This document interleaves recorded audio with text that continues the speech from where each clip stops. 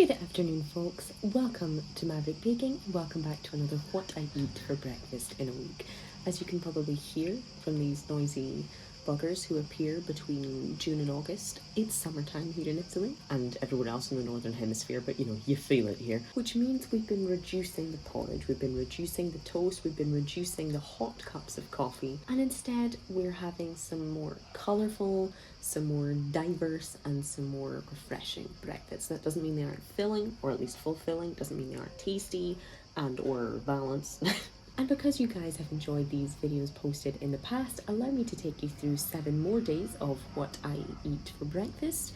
On days off, days at home, sometimes days out, some lazy days, some working days, totally depends. But let me take you along with me. Whatever reason you're here, I hope you guys enjoy this one, and let's get into it. Our first day began with these beautiful baked lemon raspberry cheesecake bars. I was in the middle of taking some photos and writing up the recipe to share with you guys, which you can find on maverickbaking.com, while eating one of these stunning flat white peaches. But enough about my bottom. I'm a bit obsessed with all things peach and nectarine at this time of year, so forgive me if you see them a lot, but these are an absolute favourite new little creation of mine for the summer. Of course, it does involve turning on the oven, which if you're somewhere with over 30 degrees is difficult, but it's so worth it to have a cold, creamy, raspberry, lemony treat in the fridge. So good for breakfast, or obviously, more importantly, as a dessert. Day 2 was just a simple bowl of muesli. This was before work, so didn't have a huge amount of time, and was also coming to just the dregs of this bag of ever faithful German muesli from the kind of health store not far away from where we live. I had it with a little bit of kefir and some soy milk. Nothing fancy, but nice, affordable, filling, balanced. I like to put it like back in the fridge for 5 or 10 minutes just to kind of soak everything up. I know muesli should really be left overnight, but 5-10 minutes kind of does the job. And I also had it with some of this lovely blood orange juice on the side. Not always a fruit juice in the morning kind of gal, but in the summer, my god, any cold liquid, petrol, anything, I'll drink it.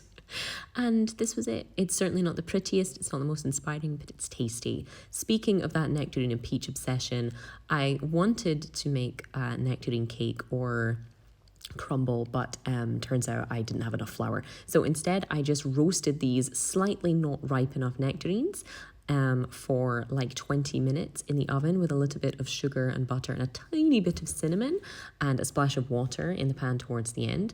I just kind of halved them, removed the stone, and then just threw them in there. I've never actually done this before, but it's something I'd seen other people do, and it seemed like a really kind of fancy way to enjoy fruit and obviously to be able to eat it when it's not quite ripe enough. And I made a kind of cinnamony, walnutty crumble topping to have with it, and just poured the last of that bottle of kefir over the top as a kind of substitute to cream at breakfast time. Honestly, felt really fancy. It was really tasty. The opposite of fancy, cue another nectarine, when they had finally ripened and I was able to enjoy one in all of its juicy, aggressively juicy, yellow, sunshiny joy. And finishing off the dregs of a jar of peanut butter and my favorite strawberry jam here in Italy. I made a very ugly but very tasty peanut butter and jam. Well, it was going to be a peanut butter and jam sandwich, but it actually turned out that I had enough peanut butter for 2 slices, so I just I made it all Scandinavian, made it a nice nice panino brutto, a nice open ugly PB&J sandwich, but honestly it's such a good combo and works every time. Day 5, I bought myself some a new bag of muesli, and using up some gorgeous blueberries as well as some lovely blueberry yogurt that I found in the slightly overpriced health store where I get my muesli from, I made this wonderfully and aggressively purple concoction. The muesli itself is just your kind of basic oats and raisins and seeds and lovely toasted hazelnuts.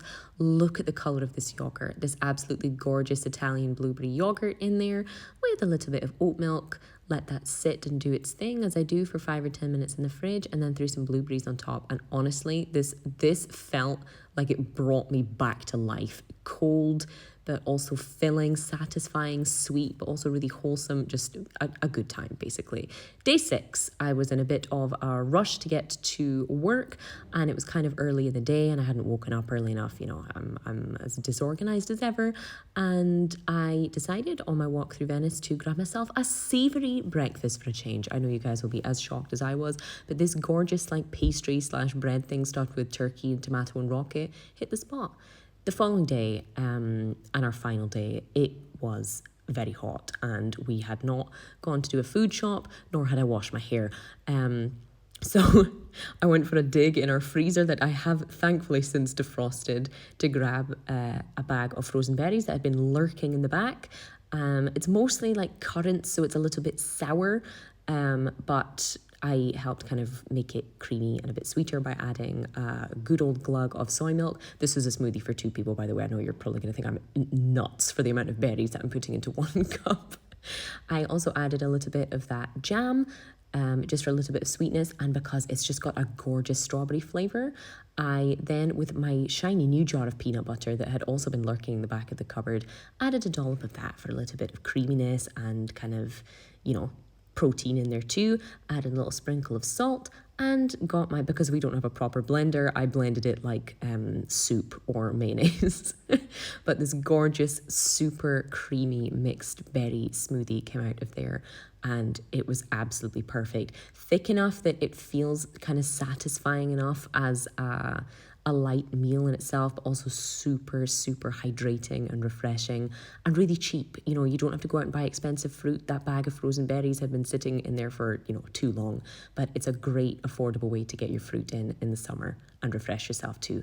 Plus the color. I mean, come on, it's gorgeous. And yeah, that was my smoothie, split it in 2, enjoyed it very much. And afterwards, to go with my coffee, because going from fruit to coffee just didn't feel quite kind of right in my mouth, I had some of these vanilla wafers too. So folks, that is it. Everything I ate for 7 days for breakfast. I hope you enjoyed it. Maybe you found some inspiration. Maybe you've seen something you want to try yourself, or something you definitely don't want to try for yourself. Maybe it's just been 10 minutes of your life pleasantly passed. Whatever it was, thank you so much for watching. Don't forget, if you would like some completely separate breakfast recipes or the ultimate guide to cookies or to brownies, you can find the Maverick Baking Breakfast Book, Cookie Guide and Brownie Guide on my Etsy store. The link is always in the description box below. And that's about it for today. Thank you so much as always for watching. Don't forget to subscribe if you haven't already, and I will see you for the next one.